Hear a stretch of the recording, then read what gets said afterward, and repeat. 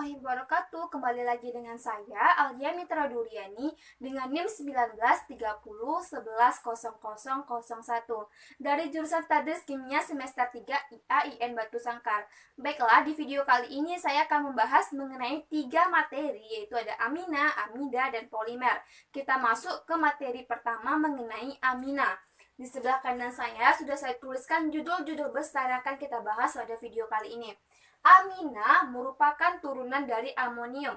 Amina memiliki gugus fungsi, yaitu R yang terikat pada nitrogennya atau pada N-nya. Lalu bagaimana contoh senyawa amina dalam kehidupan sehari-hari? Contohnya itu ada protein dan asam nukleat.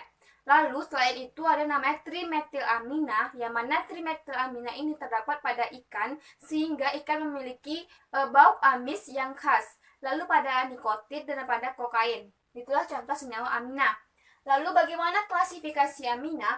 Klasifikasi amina dapat dilihat dari jumlah substituen pada atom N-nya atau pada atom nitrogennya. Kan amonium itu memiliki 3 pasangan elektronikat seperti ini. Amonium atau amonia ya, memiliki 3 pasangan elektronikat seperti ini dan memiliki satu pasang elektron bebas ini yang merupakan pasangan elektron bebasnya. Lalu bagaimana klasifikasi amina? Amina dikatakan amina primer atau amina yang ada satu kayak derajat ini dinamakan dengan amina primer. Amina primer dikatakan dengan amina primer apabila jumlah substituen yang terikat pada nitrogennya itu cuma satu, ini dia. Lalu bagaimana yang dikatakan dengan amina sekunder, yang mana jumlah substituen yang terikat pada nitrogennya atau pada N-nya itu berjumlah 2. Ini dia, ada 2. Lalu bagaimana dikatakan dengan amina tersier? Kalau amina tersier ini 3 jumlah substituen yang terikat pada nitrogennya atau pada N-nya. Ada 3 substituen yang terikat. Ini dia. Jangan lupa ada pasangan elektron bebasnya. Ini pasangan elektron yang bebas. Berarti klasifikasi amina ini ada amina primer, sekunder, dan tersier. Selain itu, amina diklasifikasikan juga berdasarkan garam amonium kuartener yang terbagi 2. Ada yang amonium kuartener dan ada yang amonium amina tersier. Dikatakan garam amonium kuartener apabila atom nitrogennya itu mengikat 4 gugus. Lalu dikatakan garam amonium amina tersier apabila aminanya berikatan bersama suatu asam. Amina tersiernya ini berikatan dengan suatu asam atau bereaksi dengan suatu asam. Lalu kita masuk ke tata nama amina. Tata nama amina ini ada 3, yaitu ada yang dinamakan dengan tata nama umumnya, lalu ada nama UPAC, dan ada nama chemistry abstract atau chemical abstract atau CA. Kalau nama umumnya ini maka di urutannya itu adalah alkil amina. Kalau di nama UPAC-nya itu urutannya adalah amino alkana. Kalau di nama CA-nya itu kebalikan dari nama UPAC-nya, kan kalau di UPAC itu namanya adalah amino alkana. Kalau di CA namanya alkana amino, kebalikannya. Misalnya sini, kalau di nama umum ini yang duluan, ini merupakan alkilnya. Kalau di nama umum ya, ini alkil, sedangkan ini aminanya. Lalu pada nama UPAC yang aminanya terlebih dahulu, ini amina yang ini dulu didepankan, baru R ini bukan sebagai alkil tapi sebagai alkana. Lalu pada nama chemical itu kebalikan dari UPAC, yaitu alkana yang terlebih dahulu, yaitu R yang ini terlebih dahulu, baru diikuti dengan aminanya. Kalau lebih pahamnya, langsung saja kita masuk ke contoh soalnya. Di sini sudah saya buatkan contoh soalnya, yang mana perintah dari soalnya itu adalah tentukan klasifikasi dari ini, tentukan klasifikasinya, lalu tentukan namanya, baik itu nama umum, nama UPAC, dan nama CA-nya. Kita lihat klasifikasi aminanya, apakah itu amina primer, sekunder, atau tersier ya. Kita lihat N-nya di sini cuma mengikat satu substituen, yaitu di C.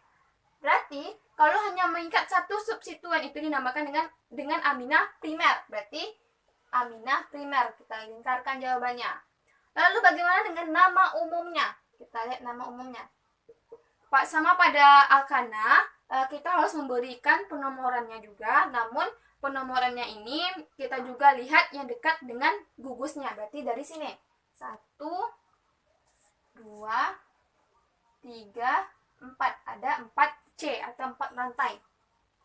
Lalu nama umum tadi kita lihat. Kalau nama umumnya itu alkil amina. Berarti alkilnya dulu baru aminanya. Kita lihat alkilnya. Di sini ada 4. Jangan lupa nomor dari gugusnya. Berarti 2 strip. Alkilnya berarti butil, karena alkil ya. Butil baru diikuti dengan aminanya. Berarti 2 butil amina. Nih. Lalu bagaimana dengan nama UPEC-nya? Berarti nama UPEC-nya itu kan amino alkana. Berarti kita buat tetap 2-nya, yaitu tempat nomor gugusnya 2 amino, jangan lupa aminonya, baru butana. Kenapa butana? Kenapa nggak butil? Karena pada nama UPEC itu amino alkana, bukan amino alkil. Sehingga nama C yang 4 itu dinamakan dengan butana. Paham ya? Amino 2 amino butana. Lalu bagaimana dengan nama chemical abstraknya atau CA-nya? Kebalikan dari nama UPEC. Yang UPEC tadi 2 amino butana, berarti kalau nama CA-nya adalah 2 butana amino. Kebalikannya. Jangan lupa angka 2 baru butana amina. Nih, inilah namanya. Paham ya? Lalu kita masuk ke sifat-sifat dari amina. Amina itu bersifat kiralitas amina. Maksudnya bagaimana? Kan tadi amina ini turunan dari amonia yang memiliki 3 ikatan. Sehingga dia struktur itu berbentuk segitiga. Sehingga dikatakan dengan kiral apabila memiliki substituen yang terikat itu berbeda. Misalnya ada CH3 atau C2H5 atau di sini ada H, itu dimaksud dengan substituen yang berbeda. Baru dinamakan dengan amina kiral. Amina kiral itu berbeda dengan karbon kiral ya. Lalu sifat yang kedua yaitu amina dapat membentuk ikatan hidrogen. Namun kita harus mengetahui dulu apa itu ikatan hidrogen. Ikatan hidrogen adalah ikatan antara unsur H dengan unsur yang lebih elektronegatif. Yang mana H tersebut juga harus terlebih dahulu berikatan dengan unsur yang elektronegatifan. Jadi tidak bisa sembarangan unsur H. Kalau pada amina yang dapat berikatan dengan hidrogen itu hanya unsur N dan H saja. Hanya unsur N sama H yang dapat berikatan hidrogen. Sehingga amina dapat berikatan dengan air merupakan amina yang sederhana. Lalu amina ini juga dapat berikatan antar molekul aminanya sehingga akan memiliki titik didih yang tinggi. Lalu sifat ketiga amina yaitu kebasahan amina. Amina ini ternyata bersifat basah. Kenapa bersifat basah? Karena dia memiliki satu pasang elektron bebas. Karena menurut Lewis, apabila memiliki satu pasang elektron bebas itu bersifat basah. Jadi amina yang bersifat kebasahan amina ini atau basah amina ini dapat bereaksi dengan suatu asam sehingga akan membentuk suatu garam. Paham ya? Apabila basah direaksikan dengan asam maka akan terbentuk suatu garam yang sudah kita pelajari. Lalu itulah sifat-sifat dari amina. Kita masuk ke materi yang kedua mengenai amida. Pasti teman-teman pada bertanya nanti apa itu perbedaan amina dan amida. Nanti akan saya jelaskan. Kita masuk ke amida. Amida ini yang mana N-nya ini terikat pada gugus karbonnya atau karbonilnya, bukan pada gugus alkilnya. Paham ya? Amida merupakan turunan dari asam karboksilat yang mana gugus hidroksilnya itu diganti dengan gugus diganti dengan gugus karbonil atau gugus amida. Lalu amida ini merupakan turunan dari asam karboksilat yang paling tidak reaktif sehingga banyak ditemukan bebas di alam. Lalu amida yang paling penting itu merupakan protein. Paham ya? Lalu kita masuk ke penamaan dari amida. Di amida ini ada 2 penamaan. Yang pertama, dinamai sesuai dengan asam karboksilat, namun akhiran OAT diganti dengan amida dan tidak diberi awalan berupa asam. Bagaimana contohnya? Seperti ini. Ada 2 contoh saya buat. Nah, kalau seperti ini apa namanya? Coba kita kasih nomor 1, 2. Ada 2 karbon. Berarti kalau misalnya di asam karboksilat, kalau 2, ya misalnya langsung saja namanya asam asetat. Namun kalau pada amida kata asam tidak diganti, cuma langsung saja asetamida. Yang OAT tadi diganti dengan amida, paham ya? Lalu contoh kedua, apa namanya? Berarti kita kasih nomor dulu. 1 yang dekat dengan gugusnya, 2, 3, 4. Berarti cabangnya atau alkilnya juga berada pada nomor 3. Berarti 3 strip metil. Karena ada 4, kalau di asam karboksilat berarti langsung diganti dengan misalnya butirat. Kalau di amida langsung ya 3 metil butamida. Gitu, paham ya? 3 metil butamida. Lalu bagaimana penamaan yang kedua? Penamaan yang kedua itu jika pada atom N tersubstitusi gugus alkil, maka substituen alkil ditunjukkan dengan memberi awalan N. Tekankan di situ, di mana alkil tersebut terikat. Bagaimana contohnya? Contohnya seperti ini. Nih, kan di sini ada alkil yang terikat pada N. Ini dinamakan dengan alkil. Berarti kita memberi awalan NN, bukan berupa angka. Berarti namanya N, N strip dimetil. Baru diikuti dengan namanya. Karena hanya memiliki 1 C aja, maka nama 1 C itu adalah formida. Bukan formiat ya, tapi formida. Karena yang dibahas pada materi ini adalah amida. Nah, itulah penamaan dari amida. Lalu kita masuk ke karakteristik dari amida. Amida ini bersifat polar. Lalu amida ini dapat bereaksi dengan hidrogen karena memiliki gugus itu berupa C yang berikarbon CO dan atau gugus karboksil atau gugus seperti ini. Sehingga dia dapat berikatan dengan hidrogen. Lalu amida ini pada suhu bersifat padatan pada suhu ruangan, kecuali formamida yang bersifat cair pada suhu kamar. Yang karakteristik yang terakhir, amida ini umumnya bersifat netral, namun bisa bersifat basa karena memiliki gugus amida, dan bisa bersifat asam karena memiliki gugus asil. Itulah karakteristik dari amida. Lalu bagaimana pembuatan amida? Pembuatan amida ada 5. Yang pertama yaitu reaksi anhidra dengan amonia. Misalnya seperti ini.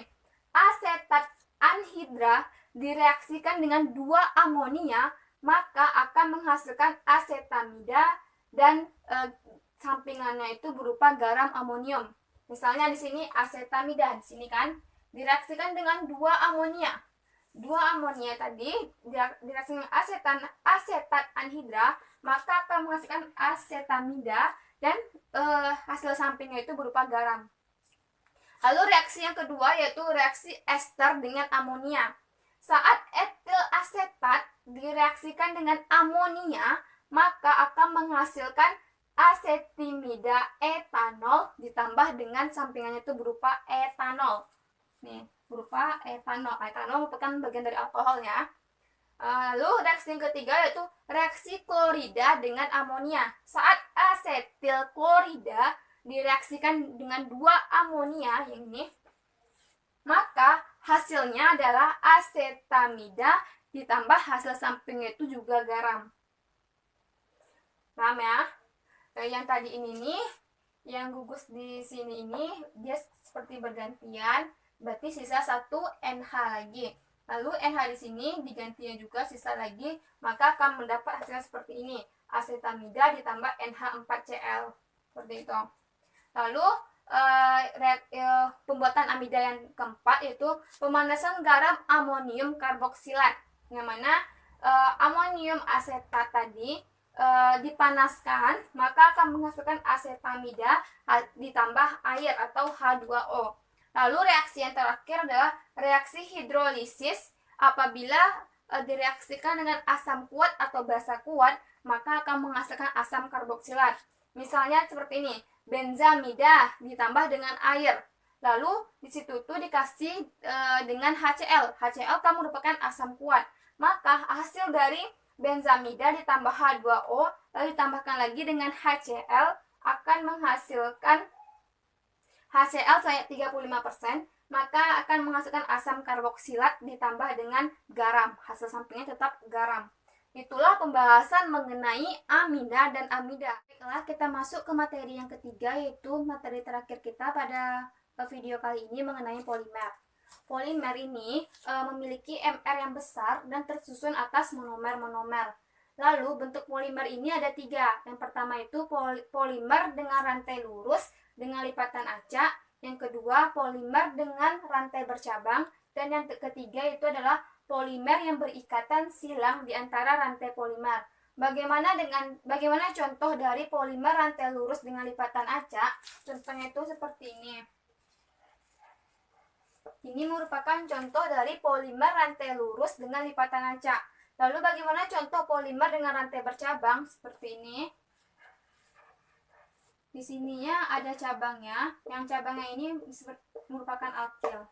Lalu bagaimana dengan contoh polimer yang berikatan silang di antara rantai polimer? Contohnya itu seperti ini.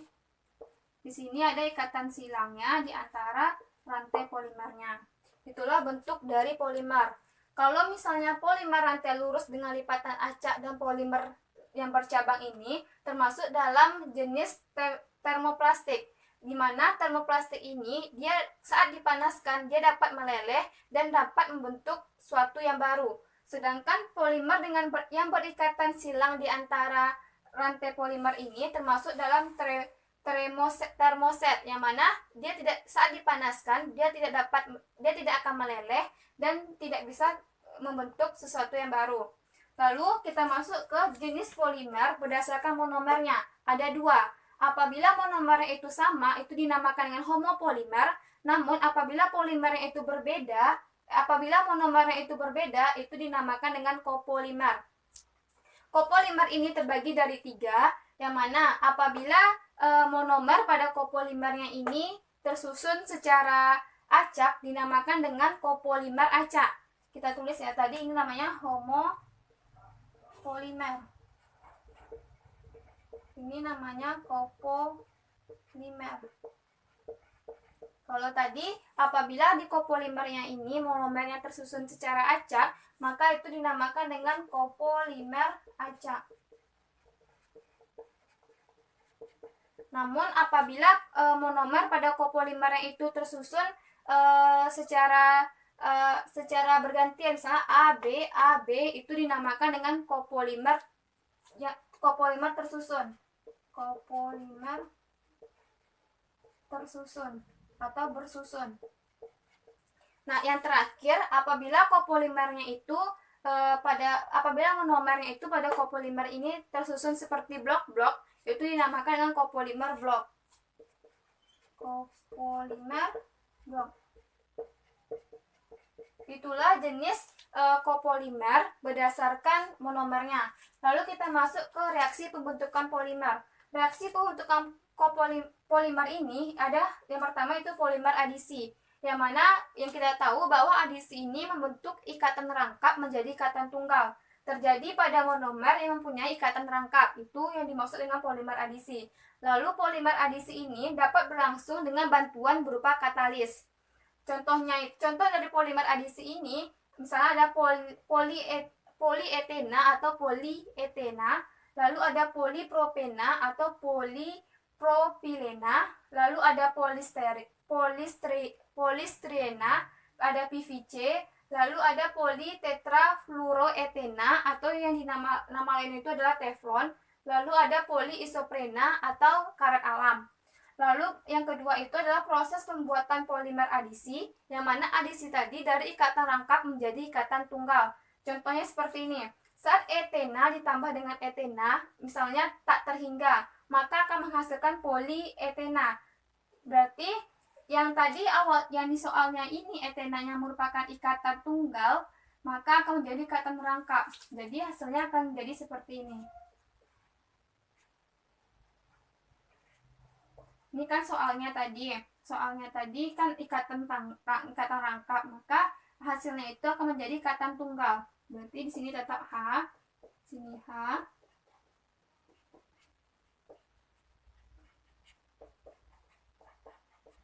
Sini H. Jadi kan C itu harus memiliki tangannya ada 4 atau memiliki 4 ikatan. Kalau kita hitung ikatannya itu masih 3, sehingga di sini membentuk ikatan lagi dan di sini membentuk ikatan lagi. Sehingga yang di sini tadi antara ini dinamakan dengan polimer dan di sini ini akan membentuk ikatan pada karbon-karbon selanjutnya dan juga di sini akan membentuk ikatan pada karbon-karbon selanjutnya. Makanya dinamakan dengan etena ditambah etena tak terhingga. Dan di sini menandakan dia tak terhingga. Lalu yang kedua itu pembuatan polisoprena. Polisoprena ini memiliki nama lain 2-metil 1,3 butadiena. Misalnya isoprena ditambah dengan isoprena tak terhingga, maka akan menghasilkan polisoprena. Misalnya seperti ini. Ini merupakan bentuk dari isoprena. Isoprena ditambah dengan isoprena tak terhingga, maka akan menjadi apa? Yang di isoprena ini beda dengan etena, tetapi tetap menerapkan aturan dari adisi, yaitu kalau pada pembuatan polisoprena ini yang awalnya tadi ikatan rangkap, maka akan langsung menjadi ikatan tunggal.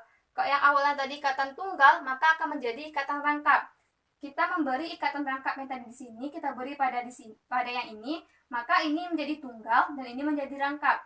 Lalu yang ini diberikannya pada sebelahnya, maka ini yang akan tunggal, ini akan tunggal.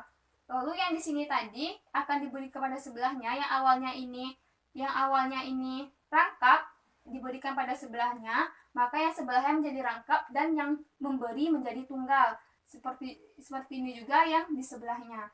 Maka akan menjadi seperti ini. Saya tuliskan sebelah sini ya. CH2 yang tadi awalnya rangkap diberikan ke sebelahnya menjadi tunggal, sehingga yang sebelahnya yang menjadi ikatan rangkap. CH3 berarti CH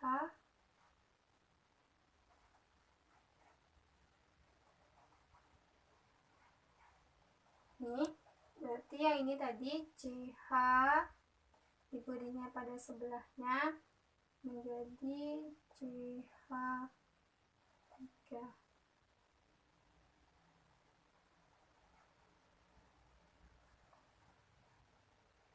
Yang tadi sebelahnya lagi CH2 1 C2 CH3 CH CH2 1 2 3 4 Jadi sini kan yang tadi awalnya di sini ikatannya itu rangkap diberikan pada sebelahnya, maka yang di sini tadi yang rangkap menjadi tunggal, ini yang tunggalnya. Jadi yang ini tadi rangkap, jadi yang di sini menjadi tunggal, ini yang diberikannya ikatannya pada sebelahnya, sehingga antara ini dan ini tadi itu akan membentuk yang namanya polimer. Ini yang disebut dengan polimer. Seperti ini juga, yang tadi di sini awalnya rangkap diberikan pada sebelahnya, maka ia itu menjadi tunggal dan sebelahnya itu menjadi rangkap. Begitu seterusnya. Yang tandanya di sini ini artinya dia dapat juga berikatan dengan karbon yang lain sampai membentuk ikatan rantai yang panjang tak terhingga. Makanya arti N tadi itu sama, yaitu ikatannya itu tak terhingga. Lalu kita masuk yang ketiga, yaitu pembentukan provinil klorida atau PVC. Di mana vinil klorida ditambah dengan vinil klorida akan menghasilkan PVC. Misalnya seperti ini. Ini merupakan vinil klorida ditambah dengan vinil klorida tak terhingga. Nih. Maka ikatannya tadi yang ini diberikannya pada sebelahnya dan ini diberikannya kepada sebelahnya. Sehingga yang awalnya ikatannya rangkap menjadi ikatan tunggal, aturan dari adisi. Berarti hasilnya akan seperti ini. Sama seperti pembuatan polimer adisi tadi, proses pembuatan polimer adisi.